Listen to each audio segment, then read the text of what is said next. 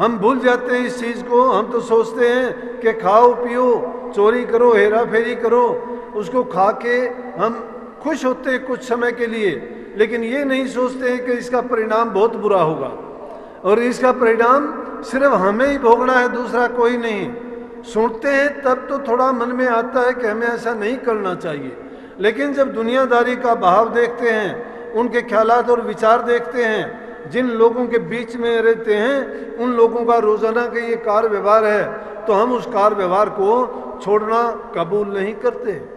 और वहाँ गुरु का उपदेश, गुरु की शिक्षा हमें निक्की और फीकी लगती है, लेकिन गुरु का उपदेश अगर मान जाए, और इसीलिए तो कहा कि शिष्य का भ्रम निकलना चाहिए। अरे सूर्य उदय होने के बाद कभी रात्रि दिखाई नहीं देती, चाहे कितना भी अंधेरा क्यों ना कर लो।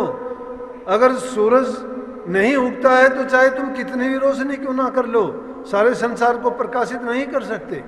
लेकिन जब सूर्य उदय हो जाता है तो अंधेरा गायब हो जाता है, रात का कहीं भी अंधेरा नहीं रहता। तुम लाख कोशिश करो, बादल चाहे सूर्य को ढक लो, फिर भी प्रकाश हो जाता है। इसी प्रकार से गुरु का ज्ञान तो उससे लाखों करोड़ों गुना ज़्यादा है। जिसके हृदय में गुरु के ज्ञान का प्रकाश हो जाता है, फिर उसके हृदय में पाप, बुराइयाँ, निंदा, चुगली और ये पाप कर्म कैसे बाकी रह जाते हैं। ये बात इस बात को प्रमाणित करती है कि उन्होंने गुरु की शिक्षा को, उपदेश को अंगीकार नहीं किया। जो गुरु की शिक्षा को नहीं मानता है उसके लिए गुरु का वचन कोई काम नहीं करता, चाहे कितना भी बड़ा गुरु क्यों ना हो, चाहे उसका रात दिन गुरु के पास रहे, रात दिन गुरु की कितनी सेवा करे, कितनी पूजा करे, कितना धन दे, कितनी धन की सेवा करे, लेकिन जब तक मन की पवित्रता नहीं है, ख्यालात उसने नहीं बदले हैं, अपनी बुरी आदतों को उसने जब तक नहीं त्यागा है और अपने हृदय से उसने पाप कर्म को भरम का निवारण नहीं किया है, तो उसका आना जाना व्यर्थ हो जाता है। तो ये तो सारी की सारी एक समाज की ऐसी तस्वीर पेश की कि जिसको हम सब ऐसा करते हैं, तो कितने साधारण शब्दों में कह दिया, लेकिन करने का तरीका बड़ा ढंग से बताया है। और उसमें क्या बताया है कि भक्ति करने वालों के लिए ये बाहर की चीज़ नहीं, उसके लिए हमें अंदर में मुड़ के जाना पड़ेगा। मुड़ के जाने का मतलब बार बार शब्दों में भी मैं सुनता हूँ, कई गा के मगन होते हैं, खुश होते हैं, अर्थ कुछ का कुछ लगाते हैं।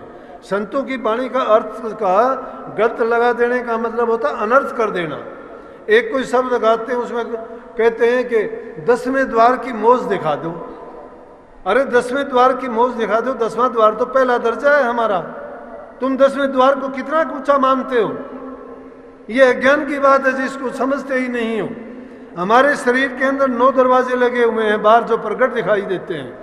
10वां द्वार तो उस प्रभु के दरबार को जो जाता है वो प्रवेश द्वार है, और उस प्रवेश द्वार में तो जो चीज़ है वो बाहर से और अंदर से ज़्यादा फर्क की नहीं है, मिलती जुलती दिखाई देती हैं। उनमें तो संसारी चीज़ों का, पदार्थों का ही अक्स है। लेकिन जो कभी ध्यान में जाते नहीं, गुरु के कहे वचन को मानते नहीं, अभ्यास कभी किया नहीं, कभी सुमरण तक जो नहीं करते, वो कैसे समझेंगे इस चीज़ को। इसीलिए उस चीज़ को महाराज जी ने कितना आसान ढंग से प्रकट करके बताया। वो कहते हैं बाहर की जो आंख देखती है ये सब झगड़ा झूठा है। ये बाहर से जो आंख देखती है वो बाहर झगड़ा झूठा क्यों है? वो झगड़ा झूठा इसलिए है कि हम उसी को सब कुछ समझे बैठे हैं। जब कभी कोई ऐसी बात होती है, आम बात में कह दे कि ऊपर वाला जाने, ऊपर की तरफ देखो कौन है ऊपर, कौन है ऊपर, सब के सब कहते ऊपर वाला जाने, लीले तंबू वाला जाने। लीले तंबू का मालिक ऊपर नहीं रहता, वो कण-कण में विराजमान है, वो हर जगह मौजूद है, आपके पास है, वो कहीं दूर ही नहीं है, सब कुछ करता है, वो दिखाई नहीं देता। सब कुछ करता हुआ नहीं दिखाई देता है, हर जगह मौजूद होते हुए भी कहीं दिखाई नहीं देता है। वो सबका रूप होते हुए उसका कोई रूप नहीं है। जब ऐसी चीज है उसको कहाँ साथ में आसमान पे ढूंढते हो? नहीं, वो अंदर में है। और अंदर की खोजना कब होगी? जब उन 9 दरमूंद शून्य में चढ़ोगे, 9 दरवाजों को छोड़ के 10वें द्वार में जब प्रवेश करोगे, वो है 10वां द्वार। तो 10वें द्वार को मानते क्या हो? 10वें द्वार कोई 10वां आध्यात्मिक मंडल नहीं है। 6 पिंड के जो चक्र हैं कभी उनके ऊपर 4 चक्कर जोड़ के तुम 10वां द्वार कहते हो, 10वां द्वार नहीं है वो। इसलिए कही है कि बाहर की जो आंख देखती वो सब झगड़ा झूठा है, अंदर की आंखों से देखो घट में खेल अनूठा है। क्या कहा कि अंदर की आंखों से देखो। अंदर की आंख कौन सी होगी? हम तो 2 ही आंखों को जानते हैं, लेकिन एक तीसरी आंख और है अंदर में, वो ज्ञान चक्षु है, जो हमें प्रभु के द्वार का नज़ारा दिखाती है, जो उसके बारे में ज्ञान शिक्षा देती है, जो हमारे भ्रमों का निवारण करती है, जो उस ज्योति को देखने का काम करती है, जो हमें ये ज्ञान देती है कि जो चीज़ दिखाई नहीं देती उसको हम कैसे देखें। वो आँख कहाँ है?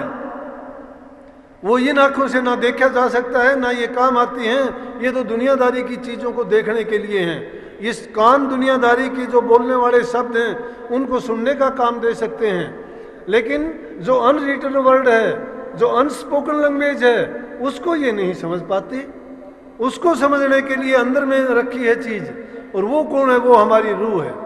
उस रूह को जब अंदर में हम जाएंगे, ये कब के बाहर के झगड़े को छोड़ के अंदर की आंखों से जब देखोगे, वहाँ अनूठा खेल है।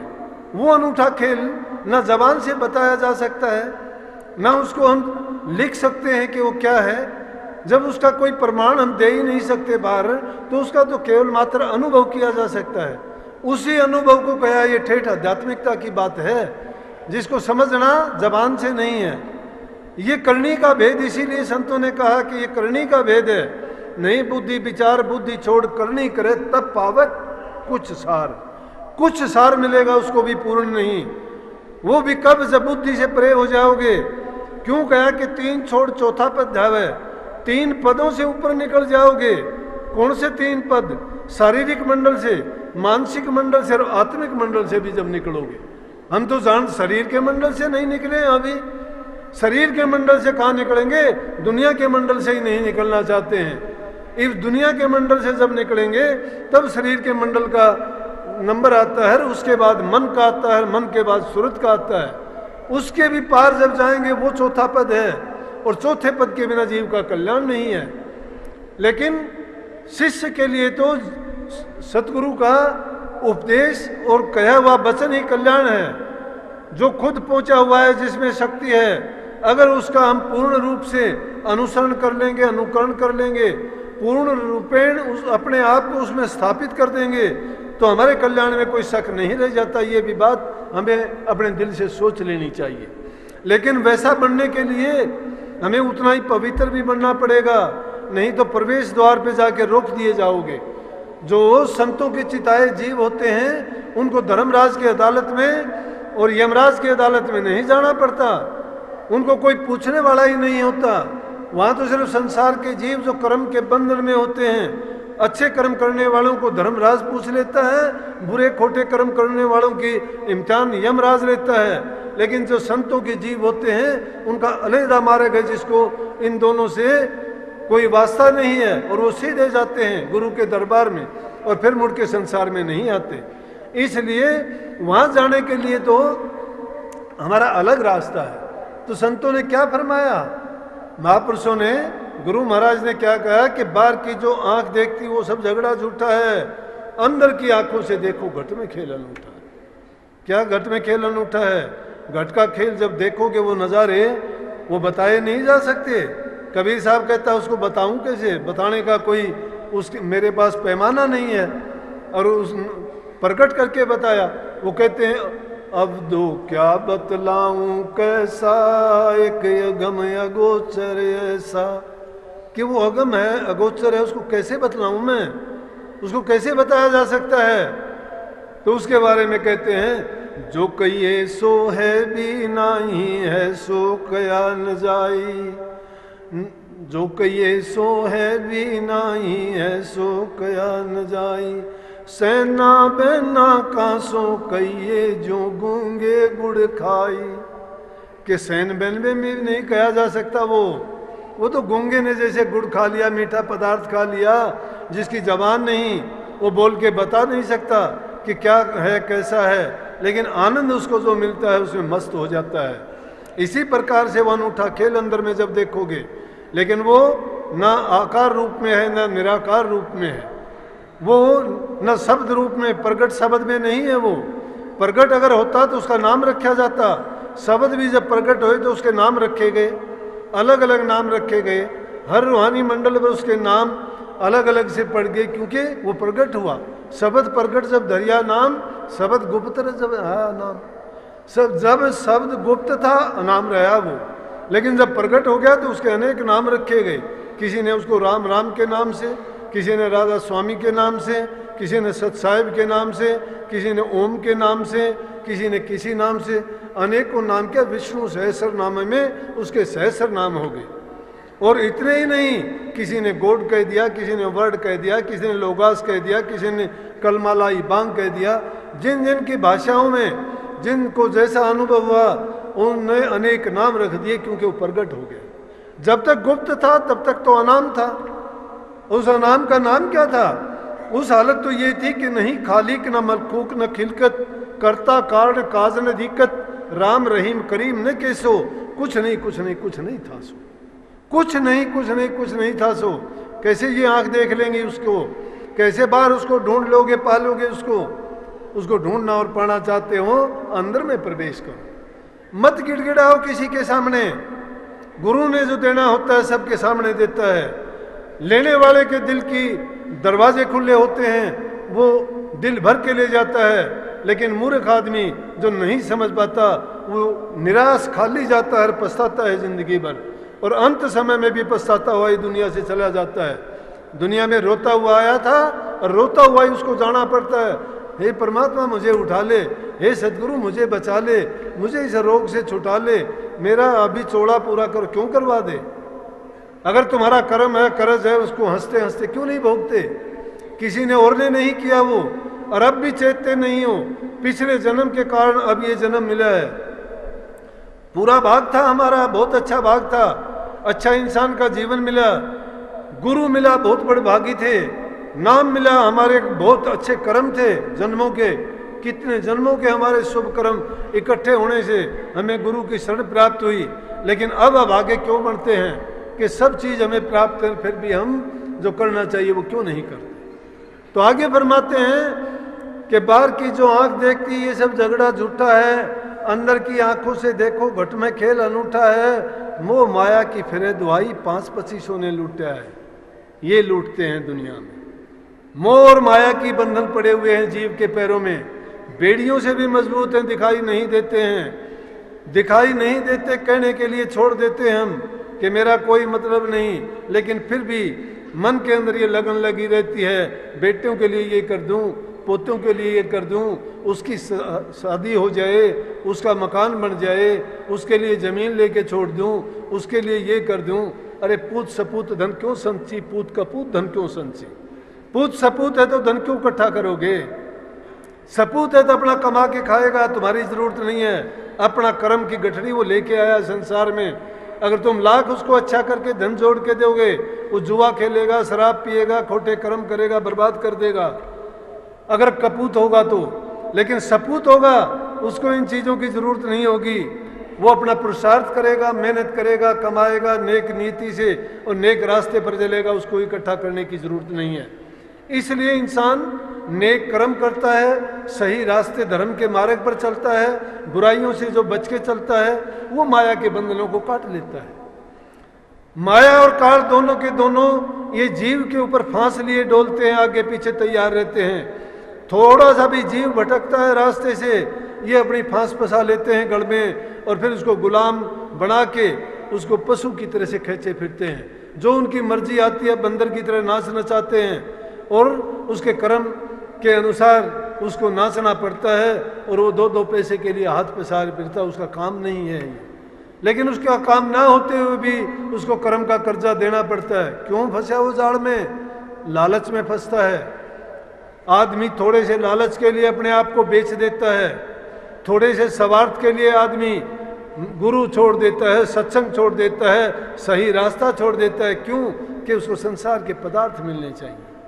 छोटी सी बात के लिए हम धोखा और पाप करते हुए आगा पीछा नहीं देखते हैं, झूठी गवाही देते हैं, पाप के कर्म में फंस जाते हैं। हेरा फेरी से किसी का लूटना, अपनाना, छीनना, झपटी करना, अरे कितने दिन के लिए करोगे? एक दिन ऐसा आएगा तुम्हारा सब कुछ इकट्ठा करा कराया स्वाह हो जाएगा, मिट्टी में मिल जाएगा। हमने कभी नहीं देखा कि हेरा फेरी से जिसने कुछ किया और उन्होंने उसका आराम और सुख भोगा हो। सुख इंसान उसी का भोगता है जो अपनी हक हलाल की और मेहनत की कमाई करता है, सच्चाई के रास्ते पर चलता है, धर्म के सिद्धांतों को अपनाता है और गुरु का शिष्य होने के बाद अगर वो गुरु ज्ञान को पूर्ण रूप से अपना लेता है तो उसके कोई भी धोखा उसके जीवन में नहीं रहता है। पर इंसान की बुद्धि मलिन हो गई है, क्योंकि 5-25 और माया का खेल है ये दुनिया का। ये रचना काल देश की है, परमात्मा की रचना नहीं है। ये काल ने रची है सारी त्रिलोकी। इस काल ने त्रिलोकी को रच के इसमें ऐसे ऐसे फंदे बना दिए जीव को फंसाने के लिए। ये एक से निकलता है दूसरे में फंस जाता है, दूसरे में निकलता है तीसरे में। क्यों? कि इसको लालच दे दिया गया, लोभ दे दिया गया, अभिमान दे दिया गया। किसी न किसी प्रकार से जैसा जीव देखा उसको उसी में फंसा दिया और इस प्रकार से उन जनों में पड़ के सच्चाई का मार्ग छोड़ के पाप के मार्ग को अपना लेता है और मनुष्य जीवन के जो अवसर मिला था उसको बर्बाद कर देता है। तो इसको इतने सुंदर ढंग से ये आध्यात्मिकता तो कही, कितने सुंदर ढंग से दुनिया वही बातों को समझा दिया। और ये किसी और की बात नहीं, उनके जीवन में अपने साथ बीती थी। इंसान सबसे ज़्यादा अपने ऊपर जो घटित होती है, कहते भी हैं, बात बात पे जिक्र आता था, आजकल नहीं है। पुराने ज़माने में जब दो इंसान मिलते थे, आपस में जिक्र बात चलते थे, तो अगर यूं भी कहते थे कि बताओ क्या हालचाल है, आप कोई बात बताओ, तो आदमी उससे ये कहता था अप बीती बताऊं या जग बीती बताऊं। इसका मतलब अप बीती इंसान के साथ सबके साथ बीतती है, लेकिन उनसे कितने अच्छा सबक लेते हैं। जो उनसे सबक ले लेते हैं और उस बात को समझने का प्रयास करते हैं, वो अपने जीवन में कभी मार नहीं खाते, समझ जाते हैं। लेकिन यहाँ तो जहाँ सतगुरु समझाता है, हमें अपने आप तो कुछ भी नहीं करना पड़ता, हम तो समझी समझाई बात को भी नहीं मानते, जबकि वो परमार्थ करते हैं, परोपकार करते हैं, कल्याण हमारा होता है। फिर भी हम ये सोचते हैं कि मैंने नाम छोड़ दिया गुरु का। किस लिए छोड़ दिया? कि मैं तो फिर शराब पीऊंगा, पी गई। गुरु का क्या नुकसान है? नुकसान तेरा होगा। अगर तुम नहीं पीता था, फायदा तेरा था। ये भी गुरु पर एहसान करते हैं कि मैंने गुरु का नाम लिया था, वो छोड़ दिया। लाखों बार छोड़ दे, गुरु ने किस लिए तेरे को नाम दिया था? क्यों? गुरु का उसमें क्या फायदा था? अरे कल्याण तुम्हारा होता है, एहसान गुरु पर रखते हो।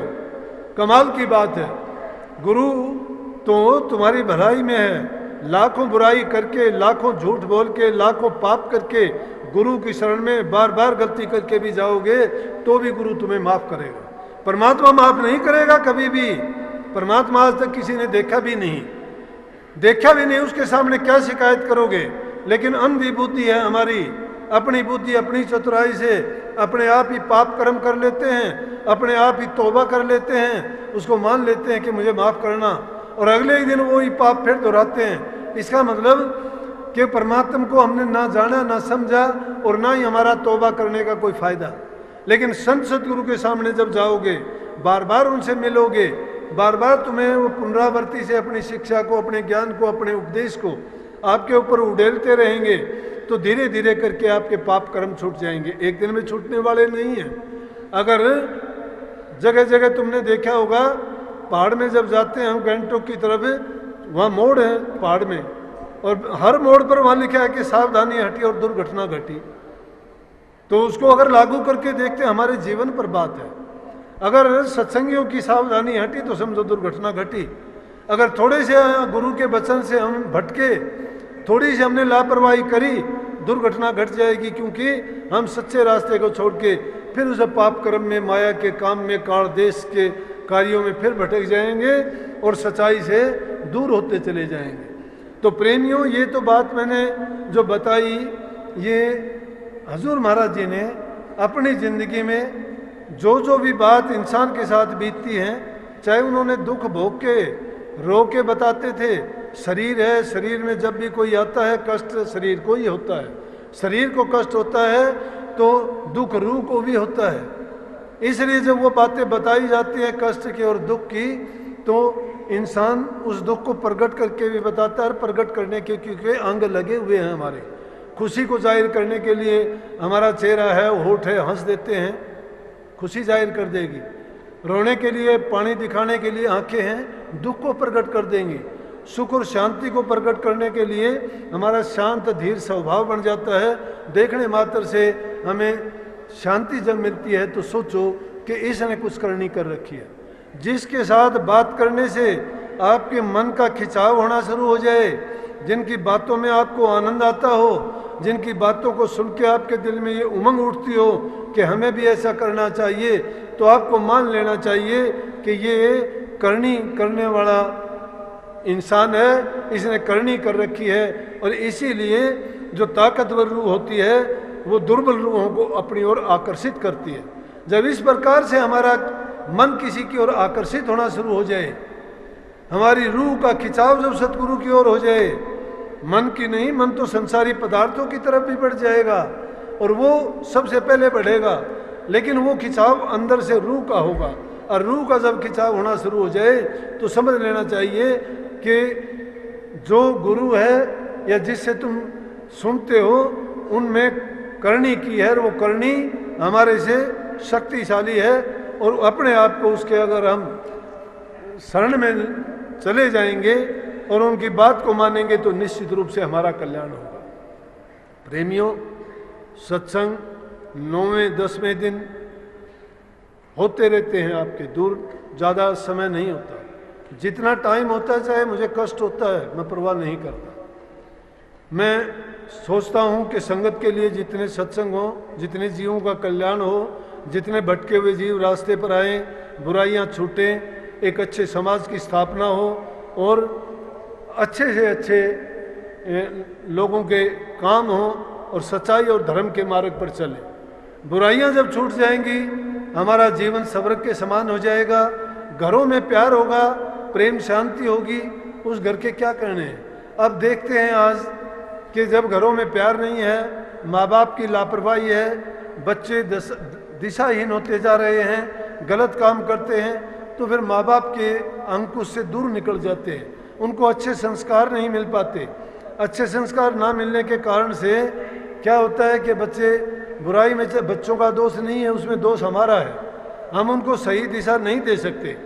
अगर थोड़ा टाइम मिले घर परिवार में, लेकिन हम उनको तो जब देंगे जब हम सही रास्ते पे होंगे।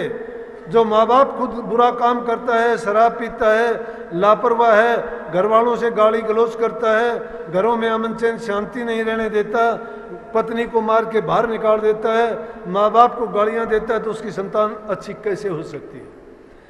घरों में प्यार प्रेम रखना सीखो, बूढ़े बुजुर्ग की इज्जत कदर करो। ये हमारे सत्संग की पहली चीज़ है। जब तक इंसान के अपने मन में प्रेम नहीं है, घरों में प्यार प्रेम शांति नहीं है, जिस घर में बूढ़े बुजुर्ग की इज्जत कदर नहीं है, जहाँ उनकी सेवा स्वरूपा नहीं होती है, जिसको बुढ़ापे में बीमारी में दवा दारू नहीं मिलती है, या उसको प्रेम से बोला नहीं जाता है, तो वो समझो घर बसो बेसिक नहीं, नरक के समान ही बन जाता है। इसलिए पहली ज़रूरत है, जिस घर में, जिस मन में, जिस इंसान के दिल में प्रेम है, शांति है, प्यार है, सेवा का भाव है, परोपकार की भावना है, दूसरे के हित की बात सोचता है, करता है, तो उस इंसान का अपना जीवन तो पवित्र और प्रेम से भरा ही होता है। लेकिन जिस इंसान के साथ में वो बैठेगा उठेगा, वहाँ भी अपनी छवि छोड़ के उसके दिल को भी पवित्र कर देगा और एक अच्छा वातावरण पैदा करेगा, जिसके कारण हमारा समाज भी उन्नत होगा, बच्चे भी अच्छे होंगे, अच्छे संस्कार पाके जहाँ कहीं भी बच्चे जाएंगे अपने माँ बाप का नाम रोशन करेंगे।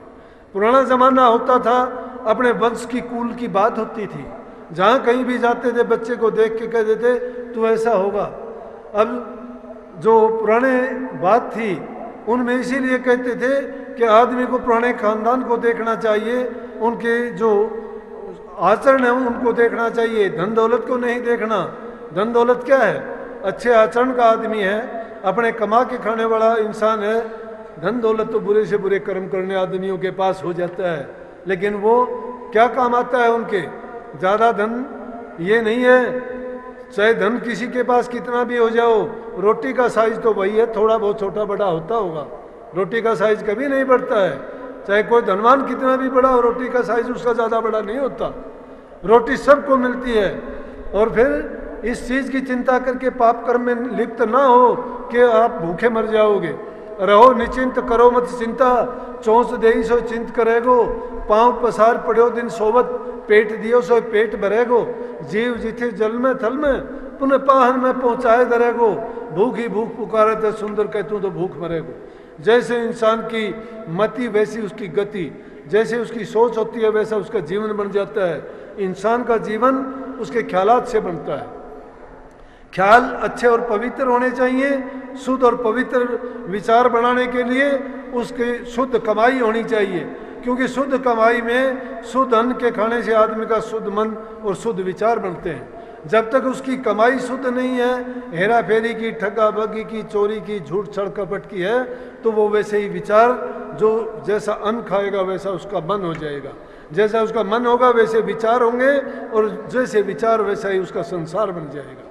जिसके जैसे एक बुरा आदमी, चाहे वो कैसी भी सब अच्छी से अच्छी सभा में जाए, वहाँ भी सोचेगा सब चोर बैठे हुए हैं। एक अच्छा इंसान चाहे बुरे इंसानों में जाएगा, वो किसी की बुराई नहीं देखता, वो सोचेगा ये अच्छे इंसानों की सभा है। तो इंसान अपने ही विचार और अपने ही ख्यालात के अनुरूप दूसरे को भी सोचता है।